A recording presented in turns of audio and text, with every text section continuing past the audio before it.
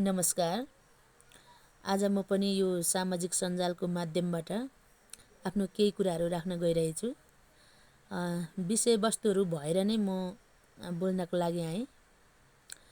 विषयवस्तु के भने नेपालकै इतिहासमा पहिलोपटक एउटा यस्तो नयाँ र अचम्मको कुरा सुनिएको छ।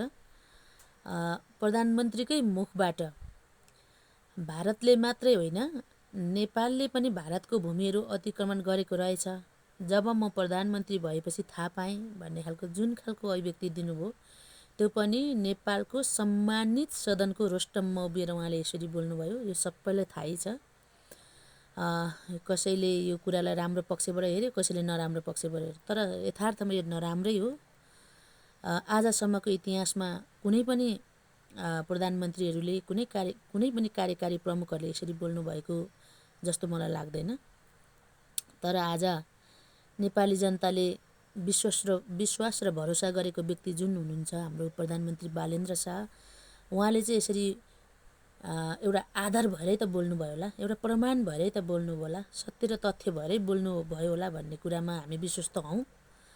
यदि आधार, प्रमाण, सत्य तथ्य छ भने उहाँले ढिलो चाँडो सार्वजनिक पनि गर्नुहुनेछ।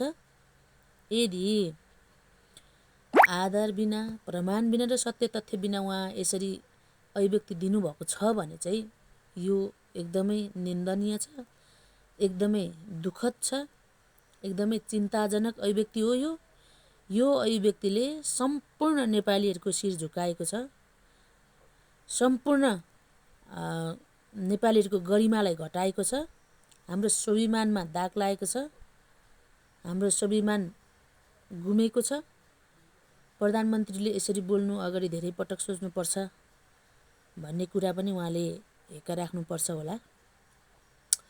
र यसरी बिना आधार, बिना प्रमाण, सत्य तथ्य बिना बोल्नुभएको छ भने उहाँले समग्र नेपालीहरूको बिचमा रहेर उहाँले माफी माग्नुपर्छ र प्रधानमन्त्रीको कुर्सीलाई मार्ग प्रशस्त पनि गर्नुपर्छ भन्छु म चाहिँ। यदि उहाँले के आधारले बोल्नुभयो, उहाँको दम्भ, अहम्ताले बोल्नुभएको हो कि उहाँको क्षमता र अपरिपक्वताले बोल्नुभएको हो कि के आधारले बोल्नुभयो, यो चिज चाहिँ उहाँले बाहिर ल्याउनु हुने नै छ भन्ने कुरा मलाई चाहिँ लागेको छ र ल्याउनु पनि पर्छ। यो मैले बोल्दै गरेको कुराहरू खालि विरोधका लागि विरोधको शब्दहरू मात्रै होइन। जब आवश्यकता पर्छ तब बोल्नुपर्छ। आज आवश्यकता पर्यो, म पनि बोलेँ र यस्तो कुराहरूमा सबै बोल्नुपर्छ, सबैले खबरदारी गर्नुपर्छ, सबैले सचेत गराउनुपर्छ। हामीले विश्वास र भरोसा गरेको, अर्थात् नेपाली जनताले विश्वास र भरोसा गरेको व्यक्ति बालेन्द्र शाह छिनभरमै हाम्रो विश्वास र भरोसालाई उहाँले तोड्नुभयो नि त। आज उहाँको यो अभिव्यक्तिले कुनै नेपालीहरू खुसी छैन होला, तपाईँको केही मान्छेहरू खुसी होला होइन, तर यो खुसी हुने अभिव्यक्ति चाहिँ होइन। यो चाहिँ एकदमै यसलाई सबैले मनन गर्नुपर्छ यो कुराहरूमा। अनि लिम्पियाधुरा, लिपुले, कालापानी, सुस्ताहरू हाम्रो भूमि हो, हामीलाई फिर्ता दिनुपर्छ भारत सरकार भनेर चाहिँ धेरै पटक हामी पनि सीमामा पुगेको व्यक्तिहरू हो। दुःख लाग्छ नि यस्तो कुराहरू सुन्दाखेरि। बालेन्द्र शाह नयाँ जोस जाँगरका साथ यो राष्ट्रको प्रमुख कार्यकारी ठाउँमा आउनुभयो। अब चाहिँ केही हुन्छ कि केही गर्नुहुन्छ कि भन्ने सबैलाई एउटा क्युरियोसिटी थियो क्या, तर त्यो हामीले पाइनौँ। अब उहाँले त्यो पनि गर्नु पनि हुन्न रहेछ। अब त्यो तपाईँले त्यतातिर ध्यान लाउनु हुन्न जस्तो देखियो, बुझ्यो। यी कुराहरू चाहिँ सुन्दा, देख्दा, सुन्न पाउँदा, देख्न पाउँदा चाहिँ दुःख लागेछ।